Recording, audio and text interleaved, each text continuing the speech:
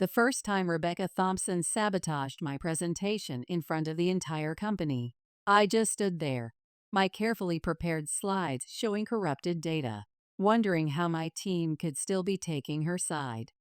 The fluorescent lights of the conference room felt harsh against my skin as I watched our CEO rush to comfort Rebecca while shooting accusatory glances in my direction. I'm Sarah Chen, and I've spent 3 years being the difficult project manager at Cloudscale Technologies. Not because I've done anything wrong.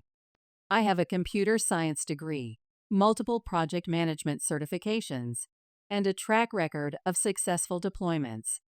No, my crime was simply existing in the shadow of my brother Michael's wife, Rebecca, our seemingly perfect director of sales. You incompetent little. Rebecca hissed, her French manicured finger jabbing toward my laptop. How dare you suggest I tampered with your project data? My hands trembled as I tried to access my backup files. I have the original database logs. Someone accessed them using your credentials. Sarah, stop making accusations. My team lead, Linda, snapped, placing a protective hand on Rebecca's shoulder. Why do you always have to create drama during important meetings? The familiar tightness in my chest intensified as I looked around the glass-walled conference room. My colleagues stared at their laptops, suddenly fascinated by their screens. Michael, our head of engineering, positioned himself between me and his precious wife, his disapproval evident in his rigid posture. I have proof, I said, my voice barely carrying over the hum of the HVAC system. Rebecca's laugh cut through the tension like broken glass. Show it then. Go ahead. Show everyone your proof. My fingers shook as I pulled up my terminal window, but before I could access the log files, Linda snatched my laptop away. That's enough, she shouted, closing it with a sharp snap. I won't let you disrupt another quarterly review with your paranoid accusations. Rebecca has done nothing but try to mentor you, and this is how you repay her? Mentor me? A bitter laugh escaped my throat. By corrupting my project data. By telling everyone I'm emotionally unstable. Well, you're certainly acting unstable right now, Rebecca said smoothly, adjusting her Hermes scarf as she leaned back in her ergonomic chair. Maybe you should talk to her about stress management. Michael finally spoke up, his voice carrying the weight of fraternal disappointment. Sarah, please. You're embarrassing yourself. That's when Rebecca played her masterstroke. With practiced precision, she pulled up her own presentation, displaying a series of emails supposedly from me. Emails showing erratic behavior and threatening messages. Right there, in front of the entire product team. And nobody, not one person, questioned their authenticity. I need to point out, Linda said, shaking her head, that this kind of behavior is exactly why we're concerned about your stability. Rebecca's leading our biggest client launch, for God's sake. She doesn't need this kind of disruption. The announcement hit me like a system crash. Of course, she'd gotten the client launch I'd been working toward for months. Of course, she'd choose this moment to reveal it. Congratulations, I managed to say, gathering my papers with trembling hands. I'm sure you'll do a fantastic job. Sarah, wait. My father's voice crackled through my phone as he joined the video call. As Cloudscale's senior advisor, David Chen had been watching the whole meeting remotely. But even he remained painfully neutral, his concern carefully diplomatic. Let her go, I heard Rebecca say through the conference call speaker. She'll cool down eventually. She always does. I grabbed my phone and backup drive from the conference table, my heels clicking against the polished concrete floors of our open office space. As I rushed past the rows of standing desks and collaboration pods, I caught snippets of whispered conversations and saw coworkers quickly minimizing their chat windows. The familiar tension headache was building as I punched the elevator button. Through the glass walls, I could see Janet from UX asking if I was okay. She's fine, Linda's voice carried across the office floor. Just another one of her episodes. Rebecca's the one we should be worried about. I slammed the elevator button again, blinking back tears that threatened to ruin my carefully applied makeup. The same thought kept running through my mind. This time would be different. This time, I wouldn't just let the incident report get buried in HR's system. My phone buzzed with a Slack message from Michael. "You need to apologize to Rebecca. She's leading the Thompson account now. Don't make this harder than it needs to be." I shoved my phone into my blazer pocket and stepped into the elevator, my reflection in the mirror showing a woman I barely recognized anymore. In the lobby's security camera, I could see them all still gathered around Rebecca in the conference room, probably discussing how to handle my outburst. The anger building inside me felt different from the usual mix of hurt and resignation. For the first time, I wasn't just wounded. I was ready to fight back. As I walked through the steel and glass entrance of our downtown Seattle office, I made a decision. I wouldn't just disappear into a pile of NDAs this time. I wouldn't just accept another performance improvement plan. Rebecca wanted to paint me as unstable? Fine. I'd show her what happened when you pushed a software engineer too far. Later that afternoon, Sarah's apartment. I pulled into the parking garage of my Lake Union apartment complex and grabbed my laptop, my mind already racing through potential SQL queries. Opening my secure browser, I searched for tech industry whistleblower forums. The first result caught my eye: TechTruth.io anonymous platform for industry misconduct. Current active thread: systematic harassment at Seattle startups.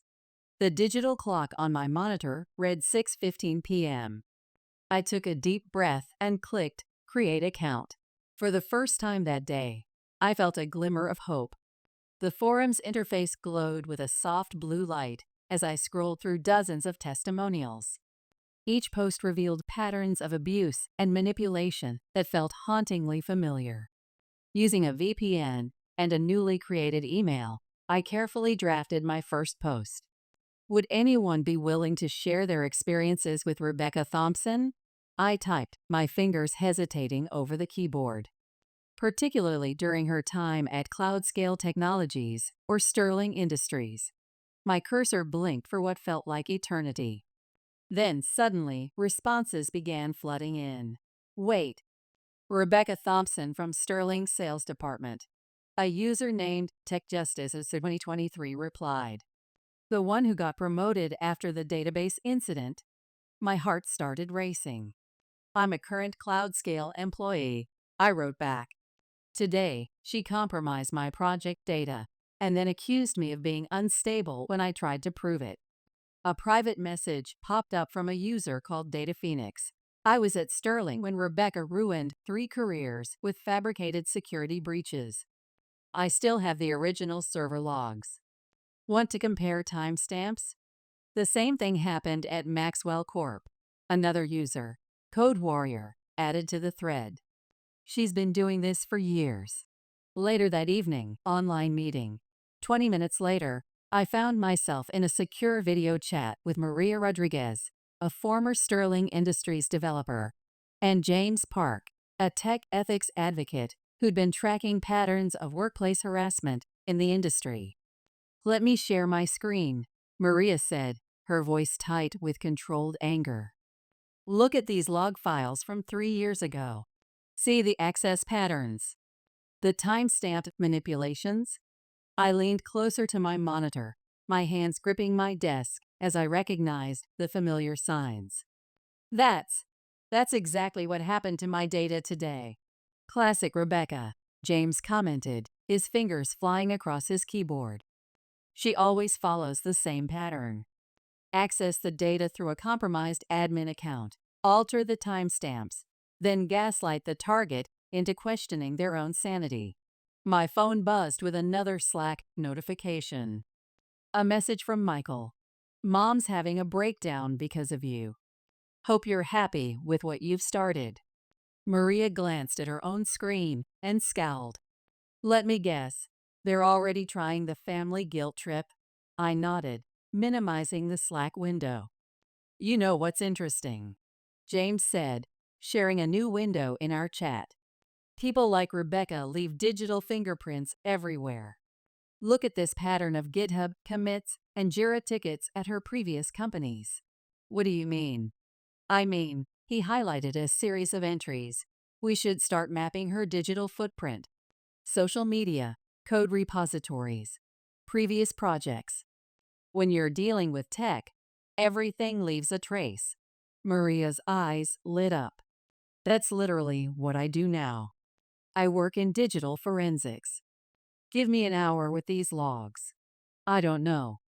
I hesitated, my cursor hovering over the log files. Wouldn't analyzing company data breach our NDAs? Did she think about legal agreements when she corrupted your project data? Maria asked quietly. When she tried to destroy your career. Before I could respond, my phone lit up with a notification. Someone had tagged me in a LinkedIn post. It was Rebecca, writing about an unfortunate incident of data manipulation at today's meeting and how she was deeply concerned about the mental health of certain team members during our crucial product launch phase. Oh, hell no! Maria's voice crackled through my speakers. She's trying to control the narrative. Look at the comments. She's already got the tech community taking sides. I think I found something, James said, his voice tense with discovery. Rebecca worked at Sterling Industries in their enterprise sales division, right? I nodded, watching as he shared his screen. Well, according to their SEC filings from 3 years ago, there was a major internal investigation. Several developers reported systematic data tampering and false security breach allegations. No names were mentioned, but check out these timestamps. My hands started shaking as I cross-referenced the dates with the log files. That's exactly the same pattern she used today. Sarah, Maria leaned toward her camera, her expression intense. You're not crazy. You're not unstable. You're being systematically targeted. And we can prove it. But my team will either wake up to the truth or show their complicity, James finished. Either way, you'll be free. Just then, my laptop pinged with a new email. My heart stopped when I saw the sender, dv.archives@sterling-industries.com. Subject: Rebecca Thompson's System Access Logs 2019 to 2022. Maria's voice was steady in my headphones. Open it. With trembling fingers, I clicked the email. As I read, my eyes widened, scanning through pages of meticulously documented system logs and change histories. Well? James asked, his face serious in the video window. I looked up at my new allies, a strange calm settling over me. She didn't just corrupt my data. According to these logs, she's done this at least 7 times. 3 at Sterling, 2 at Maxwell Corp, and now twice at Cloudscale. And their former security admin kept everything. Then what are we waiting for? Maria grinned, her fingers already flying across her keyboard. Let's start building the case. James, can you help us format this into an official report? Already on it, he replied. I've got templates from previous tech harassment cases. We should probably. A new notification popped up on my screen. Michael was requesting an emergency video call. Record everything, James said quickly, helping me set up screen capture software. And remember, stay calm. They're probably trying to damage control. I accepted the call. Michael appeared on my screen, his usual pristine appearance slightly disheveled, his home office lighting casting harsh shadows on his face. What the hell are you doing, Sarah? He demanded without preamble. Rebecca's just showed me some concerning Slack threads. Can you be more specific?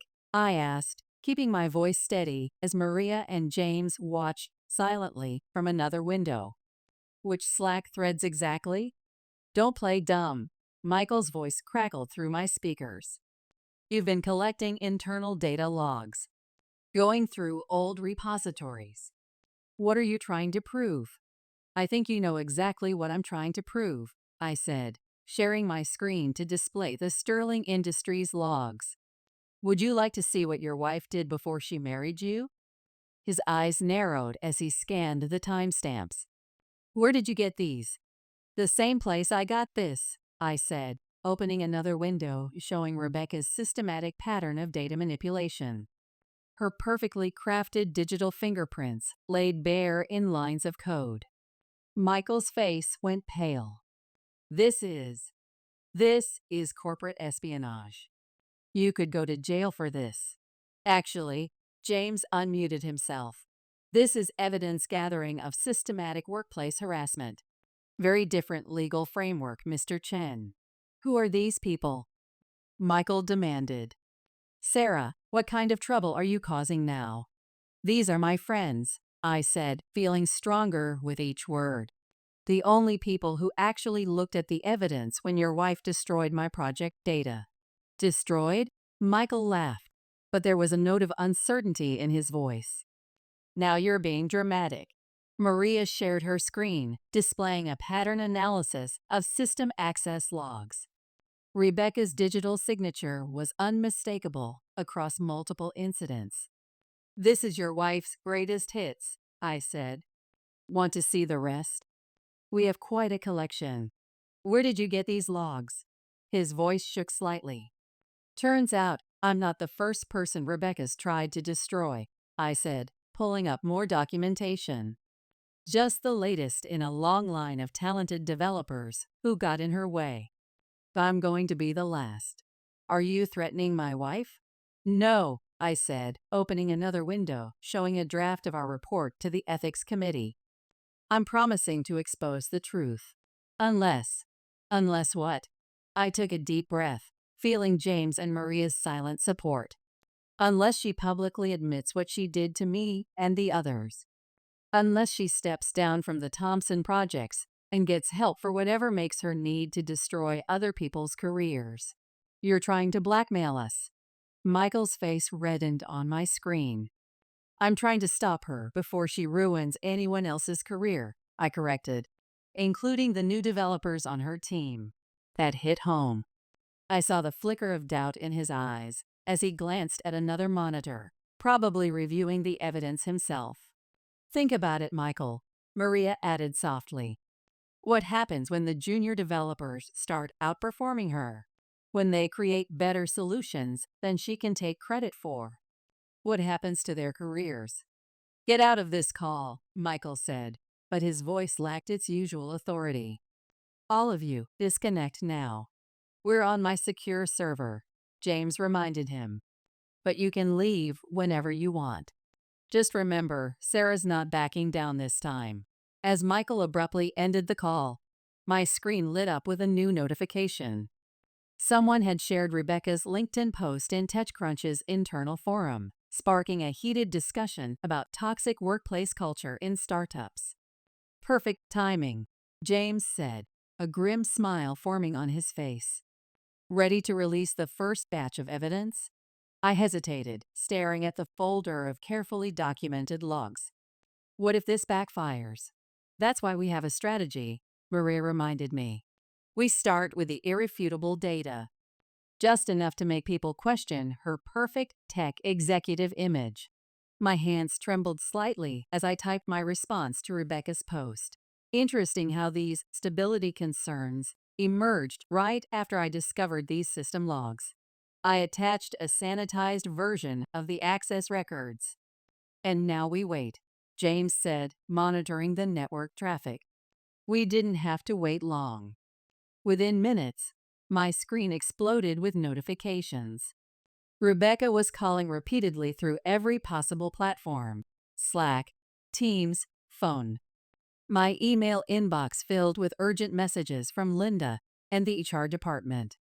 But among the corporate chaos, other messages started appearing. She did the exact same thing to my code repository at Sterling. I lost my senior dev position because of her security concerns. I have the original commits. Check your DMs. I have more logs from Maxwell Corp. I looked at my new allies, tears threatening to blur my vision of the chat window. I can't believe this is really happening. Believe it, Maria said, her video feed showing her fierce determination. The truth is spreading through the network, and there's nothing she can do to stop it. Just then, an urgent email arrived from Rebecca's CloudScale address. Subject line: "We need to talk.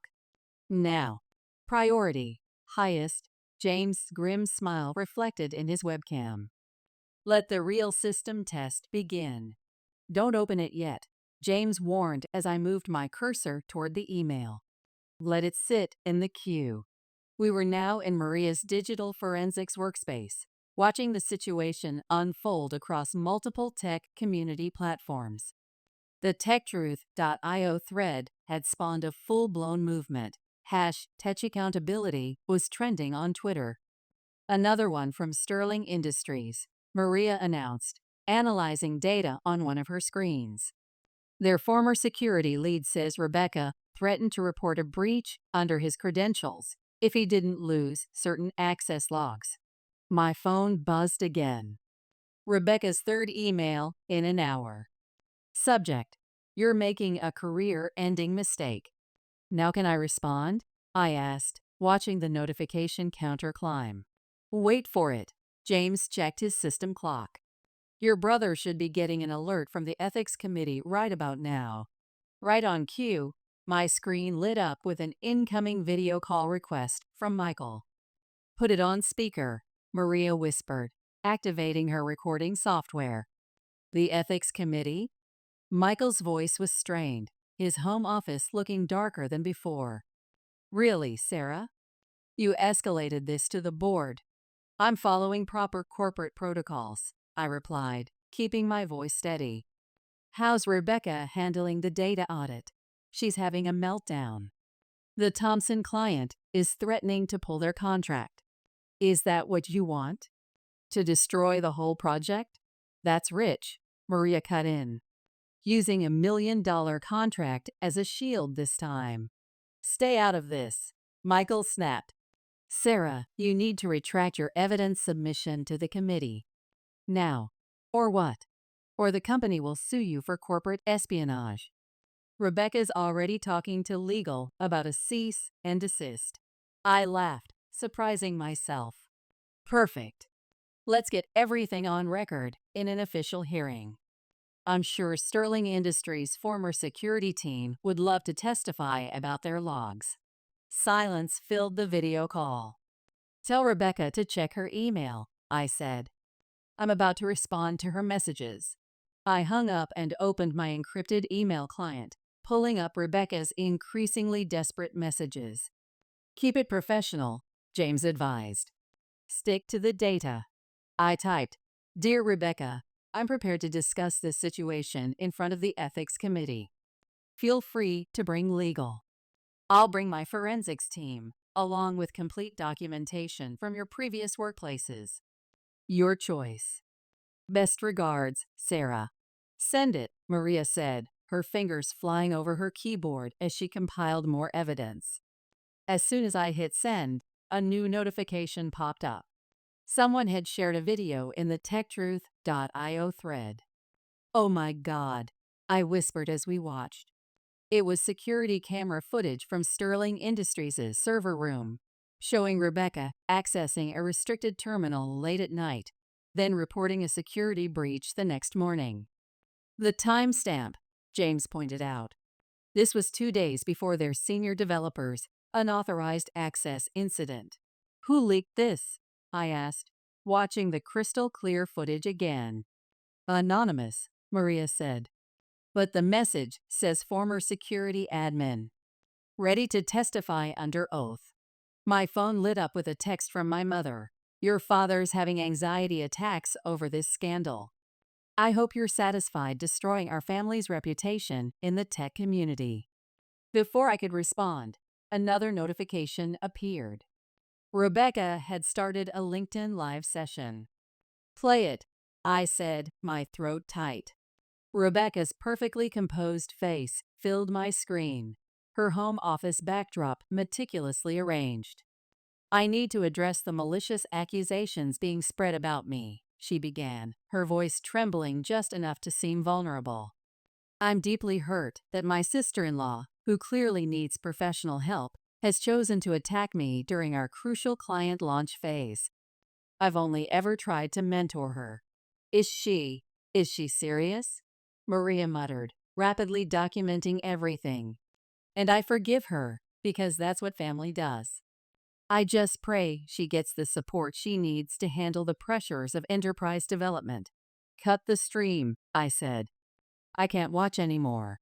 "Wait," James held up his hand. "Look at the comments." Comments were flooding in, but not the supportive ones Rebecca usually cultivated on her tech leadership posts. "Where's your explanation for the Sterling Industry server logs? I worked with you at Maxwell Corp. Should I share our Git histories too?" Playing the victim while the evidence is right there in the commit logs. Classic gaslighting in tech leadership.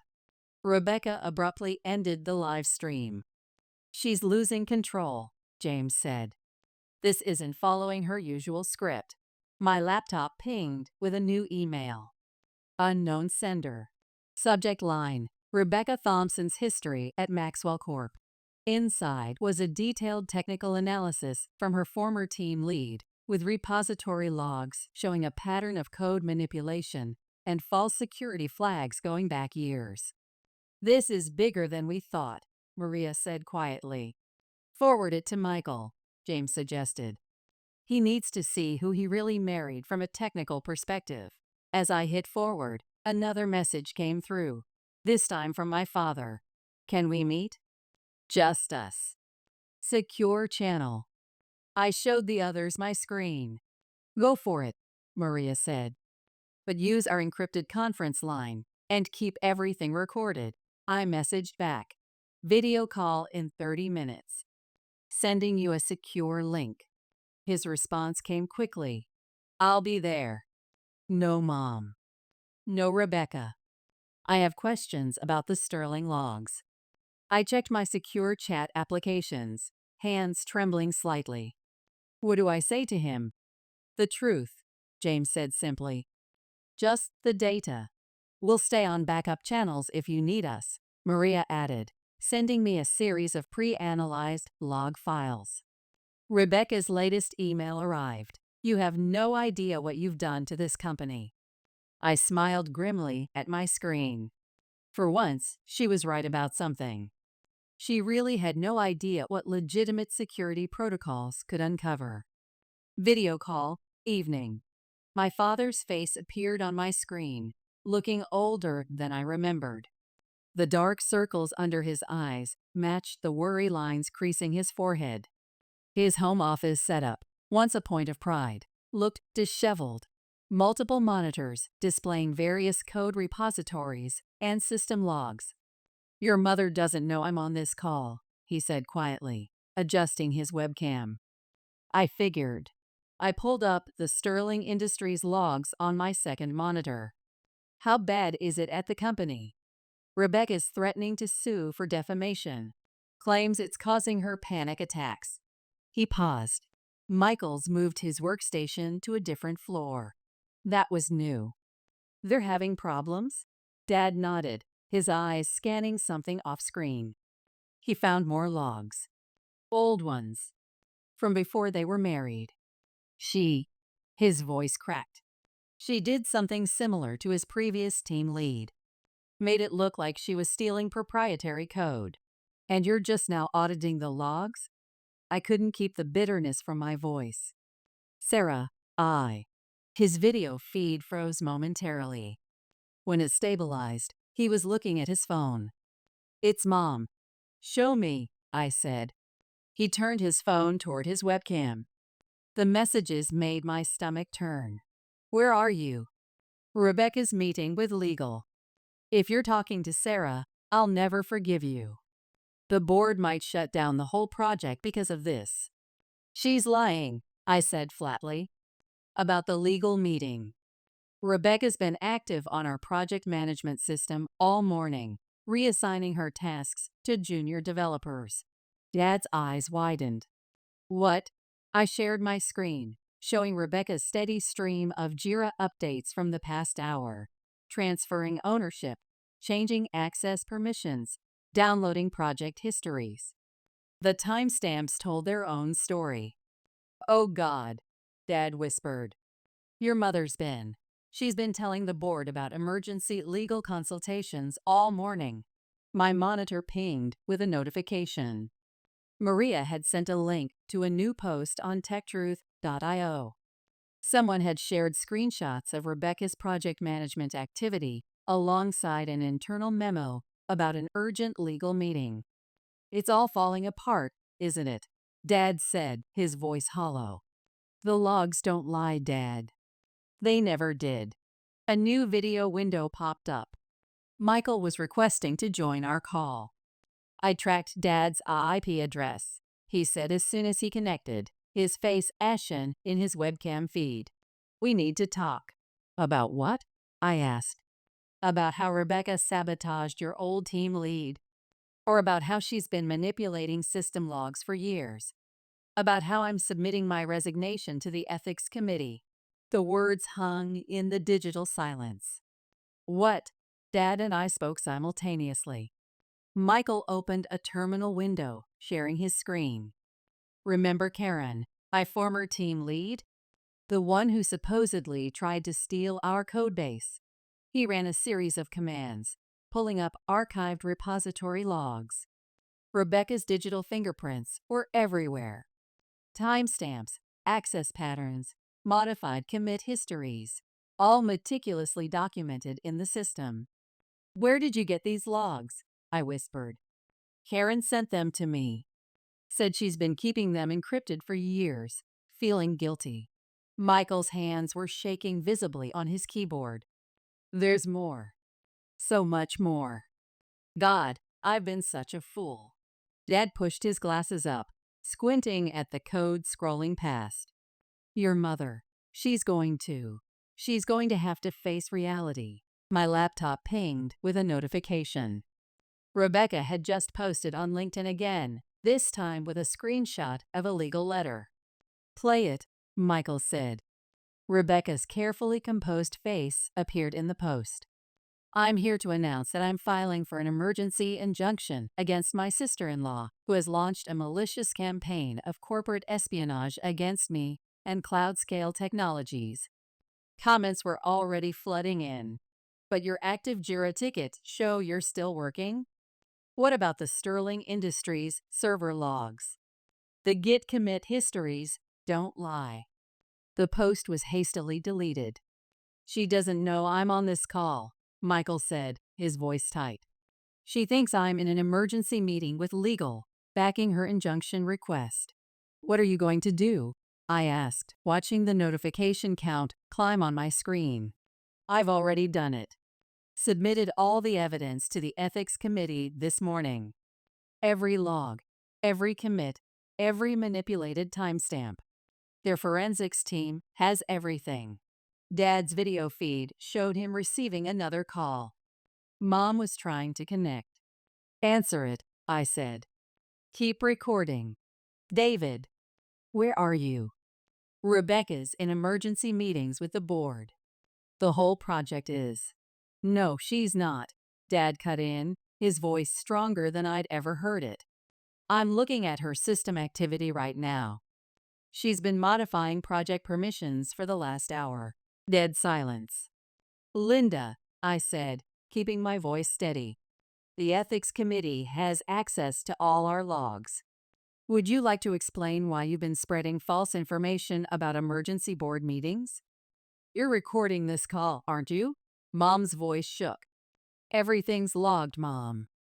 It always has been. 2 weeks later, ethics committee hearing. The glass-walled conference room on CloudScale's top floor was packed with executives as I walked in. Maria and James flanking me with their laptops. Local tech journalists were watching via secure video feed. This had become too big to contain. Ms. Chen, a reporter messaged in the chat. How do you respond to Rebecca Thompson's claim that she's taking a leave of absence for stress-related health issues?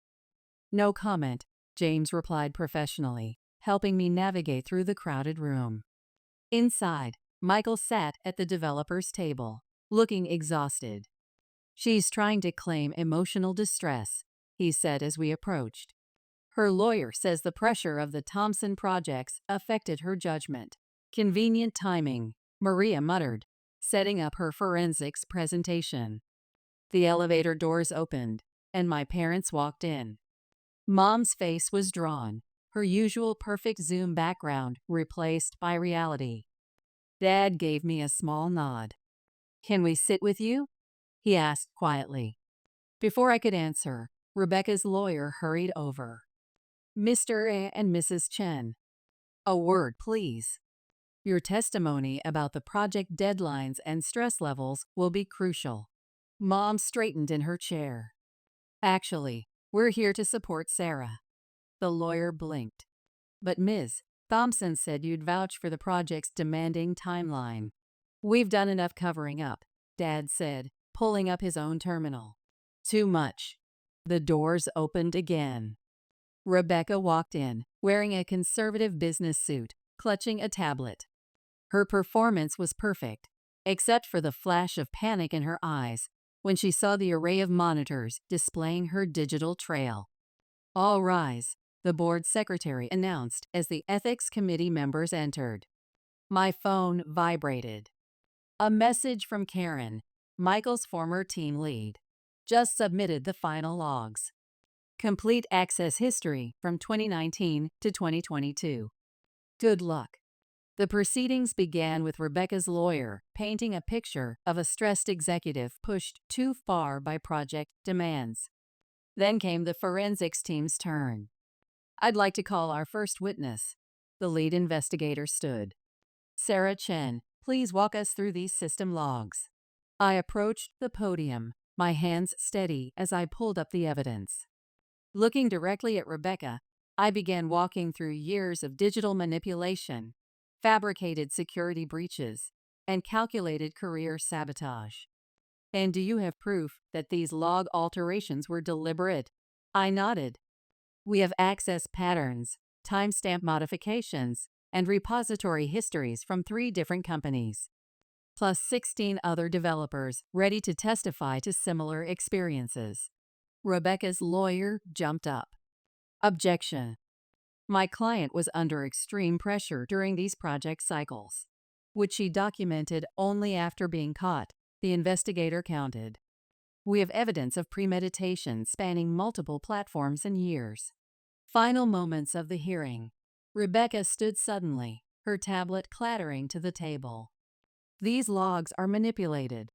They're all conspiring against me." "Ms. Thompson," the committee chair warned. "Control yourself, or—" "I built this project from nothing." Rebecca's voice cracked through the conference room speakers. "Every line of code, every client relationship." "About that," Michael's voice cut through as he shared his screen. "We have repository histories proving otherwise." The room erupted in murmurs as commit logs and pull requests filled the displays, showing the true authors of every feature Rebecca had claimed. "Fine," she said, her voice suddenly cold and calculated. "You want the truth? Here's the truth. Every single one of them was weak, technically inferior. I just exposed what was already there." Her lawyer tried to mute her video feed, but Rebecca continued. "You think I'm the villain?" She pointed at her screen where I sat. "Look at her. She turned my whole team against me. She destroyed my career." "No," my mother's voice rang clear through the conference call. "Your own logs did that, Rebecca." Rebecca spun in her chair. "You're taking her side. After everything I did for this company?" "You mean after everything you did to this company," Dad corrected, pulling up more technical documentation. "Order." The committee chair unmuted his microphone. "Ms. Thompson, this outburst will not help your case." 6 months later, Tech Truth Conference. Ready? Maria adjusted the microphone on my blazer as we prepared for the keynote speech. The conference hall was packed with tech professionals eager to hear about our newly launched Ethics in Tech initiative. In just 6 months, our whistleblower platform had grown from a simple forum thread into a full-fledged nonprofit organization. "Remember when you could barely speak up in code reviews?" James teased, checking our presentation slides. As our organization's legal advisor, he'd helped dozens of developers document and report similar cases of technical sabotage. My phone buzzed with a message from Michael. Ethics Committee just denied Rebecca's final appeal. Her certifications are permanently revoked. 5 minutes to stage, the conference coordinator called out. Mom and Dad arrived, carrying boxes of our new technical documentation guide about identifying and preventing code manipulation. They'd become unexpected allies in the cause, with Mom especially throwing herself into developing security training programs. "Look what came," Mom said, holding up her tablet. "The board approved your proposal for mandatory code review transparency." "Good," I said, meaning it. "That means no one else will have to go through what we did." "Not on our watch," Dad agreed, showing me his latest security audit tool.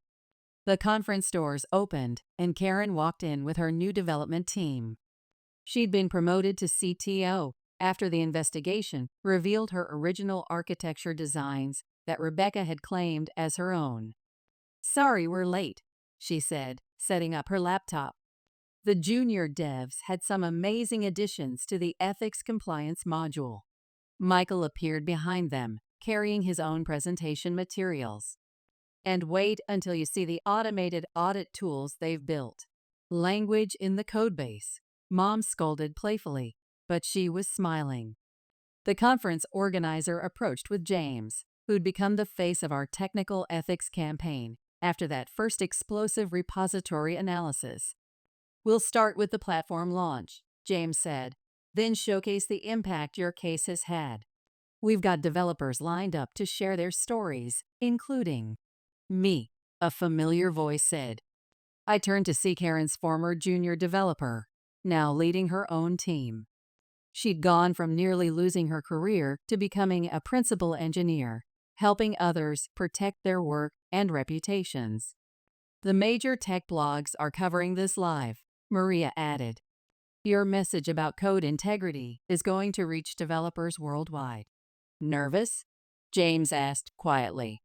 I looked around at my support system, my real family, both blood and chosen, united by lines of code and truth. "Not anymore."